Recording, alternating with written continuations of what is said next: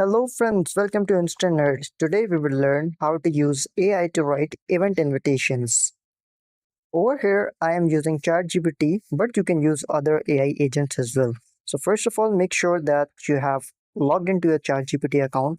Over here you can write in the prompt.